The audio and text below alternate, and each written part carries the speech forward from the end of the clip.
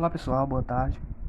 Veremos os assuntos sucessão, consequência, progressões aritméticas e vamos tentar aqui deduzir as fórmulas, né? É uma espécie de demonstração e vamos fazer alguns exemplos para que a gente possa entender esses assuntos, certo?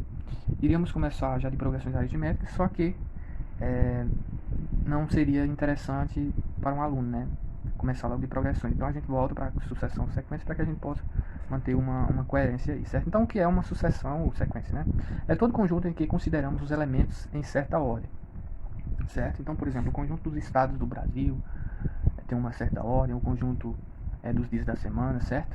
Mas o que interessa para a gente é a sequência numérica. Como o próprio nome sugere, é uma sequência numérica, uma sequência com números, né? Lembrando que uma sequência numérica ela pode ser finita ou infinita. Obviamente, se for finita, tem um fim. Se for infinita, não tem fim. Então, essa sequência finita aqui, nós temos os números 2, 5, 9, 14, 20 e 27. Certo? Um exemplozinho aqui diz o seguinte. Determine o menor termo da sucessão. Ou seja, queremos o menor termo onde para todo n pertence aos naturais não nulos. Então, a gente tem que fazer o quê? N ser igual a 1, certo? Então, queremos o A índice 1.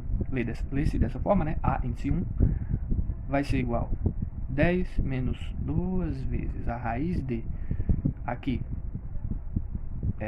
2 mais 1, 3. Portanto, o menor número dessa sequência é esse aqui, certo? Agora, de fato, entrando em progressões aritméticas, qual a definição de progressão aritmética?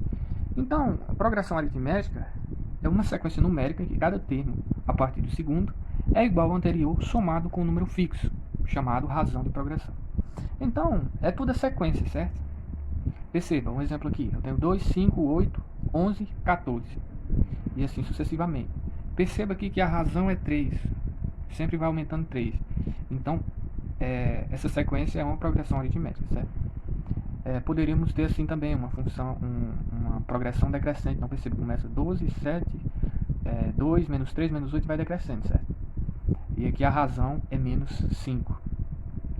Como eu já comentei, né, uma função ela pode ser crescente, nesse caso aqui é uma função crescente, e ela pode ser decrescente, perceba, do maior para o menor. Crescente do menor para o maior, certo? E ela pode ser constante, é menos comum, mas ela também pode ser constante. Então, por exemplo, a sequência 5, 5, 5, 5. Isso é uma função, uma progressão constante, certo? A representação de uma PA, ela se dá da seguinte forma, né? O A índice 1, o A índice 1, mais o A índice 2, mais o A índice 3, mais o A índice N, o N mais 1, e assim sucessivamente. O A índice 1 menos o A índice 2 menos o A índice 1 é igual ao A índice 3 menos o A índice 2. Aplicando a definição, praticamente, né? Porque se nós temos A índice 2 menos esse menos esse, é igual a esse menos esse, né? Que é igual à nossa razão, certo? Ou seja, a nossa razão, a partir do segundo elemento aqui, menos o anterior, qualquer número. A minha razão vai ser qualquer termo menos o anterior, certo? Então é muito simples. Agora vamos deduzir aqui a fórmula do termo geral de uma PA. Essa fórmula ela nos permite encontrar qualquer termo. Então vamos considerar que uma sequência de uma PA tem o seguinte formato, né? A índice 1, a índice 2, a índice 3, a índice N menos 1, a índice N e assim sucessivamente, certo? Esse aqui é o enésimo termo. Enésimo termo. Como que a gente deduz a fórmula do termo geral? Então vamos imaginar o seguinte. A fórmula do termo geral, né? Quem vai ser o nosso A índice 1? O nosso A índice 1 é o próprio A índice 1 mais uma zero razão, né? Não tem nenhuma razão aqui, então mais zero razão. Quem vai ser o nosso A índice 2? É o nosso A índice 1 mais a razão, né? Vou colocar aqui símbolozinho para explicar direitinho. Quem é o nosso A índice 3? É o nosso A índice 2 mais a razão. Mais a razão, certo? Só que, quem é o nosso A índice 2? Tá aqui, né? O A índice 1 mais uma razão. Portanto, nós teremos que o A índice 3 é igual ao A índice 1 já tem uma razão aqui, com outra razão aqui e duas razões, né? Quem é o índice 4? É o índice 3 mais a razão. Só que quem é o índice 3? O índice 1 mais duas razões. Com a razão daqui, 3 razões. O que é que você percebe dessa sequência? Você percebe o seguinte, que até um n, isso aqui vai sempre se repetir, e esse cara aqui é o antecessor desse aqui, certo? Então se aqui for 4, aqui vai ser 3, certo? Então, o índice 1, n-1, então isso significa dizer o quê? Significa dizer que vai ser sempre a índice 1 mais n-1 vezes a minha razão.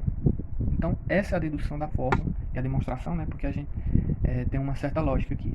Então, essa é a fórmula do termo geral de uma PA. Então, vamos fazer um exemplo aqui, ó. Determine o número de termos da PA. A seguinte PA, menos 3, 1, 5 e até 113.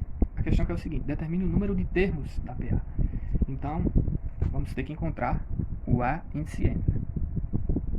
Nós temos o primeiro termo, que é menos 3, né? N menos 1. Quem é esse nosso N? Esse nosso N é que a gente precisa encontrar, né? Menos 1 vezes a nossa razão. Que é a nossa razão? Qualquer termo a partir do segundo menos o anterior, certo? Então, eu tenho 1 menos o menos 3 é 4. 5 menos 1 é 4, certo? Então, a nossa razão é 4. Só que quem é o A índice N? Aliás, a gente não teria que procurar o A índice N. A gente está querendo achar N, né? Que é o número de termos, a quantidade, certo? No caso aqui, o A índice N a gente já tem, que é o quê? 113. Então, 113 vai ser igual a menos 3, né? Mais, fazer logo aqui a distributiva, então vai ficar 4N menos 4. Então, aqui vai ficar 116. 116, né? Com esse 4 aqui, 120. 120 é igual a 4N. Isso implica dizer que o N é igual a 30. Ou seja, o número de termos dessa PA é 30. Próxima questão. Próximo exemplo, aliás. Quantos múltiplos de 7 podemos escrever com 3 algarismos? Essa questão é uma questão bem clássica de análise combinatória. A gente utilizaria aí o princípio fundamental da contagem, só que aqui é a progressão aritmética, né? Então convém a gente fazer por progressão aritmética. Então nós temos três algarismos, né? E esses algarismos múltiplos de 7, certo? Múltiplos de 7. O que a gente precisa encontrar? A gente temos o seguinte, que o A índice N é o A índice 1, né? A nossa fórmula, mais N menos 1 vezes a nossa razão. A razão aqui é 7. Por que é 7? Porque vai aumentando sempre de 7 em 7, certo? Então, nós precisamos encontrar quem é o nosso último termo e quem é o nosso primeiro termo, certo? Então, aí cabe ao aluno investigar. Eu tenho 3 algarismos, então eu tenho que procurar o menor múltiplo de 7 de 3 algarismos e o maior, certo? Então, fazendo essa análise, você pode fazer umas continhas aí, você vai encontrar que o nosso último termo, esse carinha aqui, é 994. 994. E o nosso primeiro termo vai ser o 105. Mais n menos 1 vezes 7, que é a nossa razão. Então isso aqui, fazendo essas continhas aqui, eu não vou nem fazer, por conta do espaço aqui. Resolvendo essas continhas básicas, encontramos que n é igual a 108. Ou seja, existe 128 números, certo? Que podemos escrever com 3 algarismos, que é múltiplo de 7, ok? Agora vamos fazer aqui algumas observações importantes.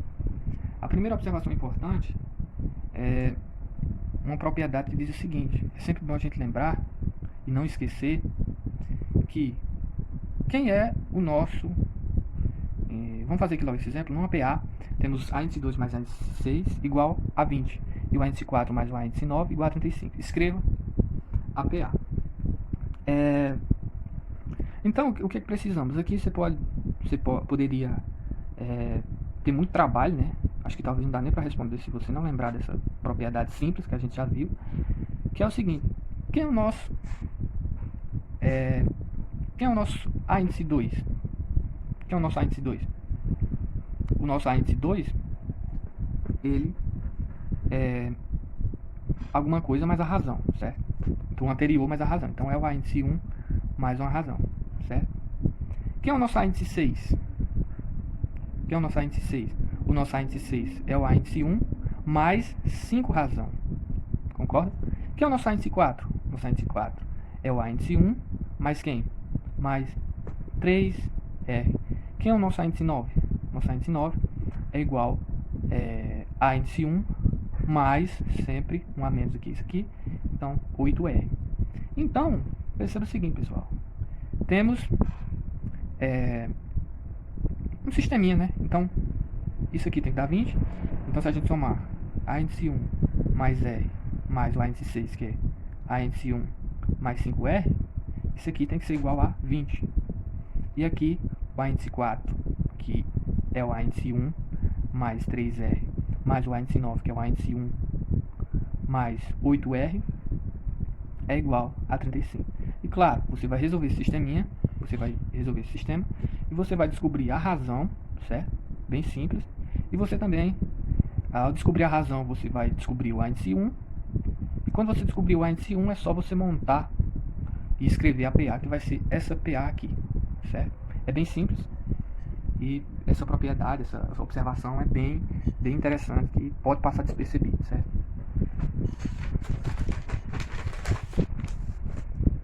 Próxima observação diz o seguinte: quando os problemas tratam de soma ou produto de termos consecutivos de uma PA, é conveniente escrevermos a PA em função do termo do meio, que indicaremos por x. Essa é uma ideia, certo?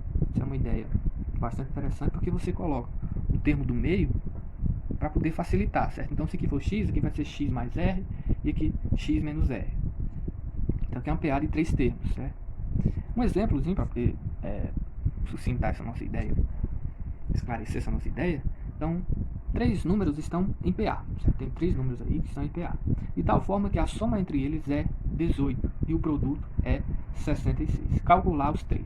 Então, perceba, eu tenho 3 números em PA, ok? Não sei quais esses números. Só sei que se esse é x, esse aqui é x mais r, e esse aqui é x menos r. Isso é fato, né? Eu sei que a soma entre eles é 18. Então, se a gente somar x menos r mais x mais r, isso aqui é igual a 18. E se fizermos o produto, ou seja, x que multiplica x menos r que multiplica x, multiplica x mais r, isso aqui é igual a quanto? 66.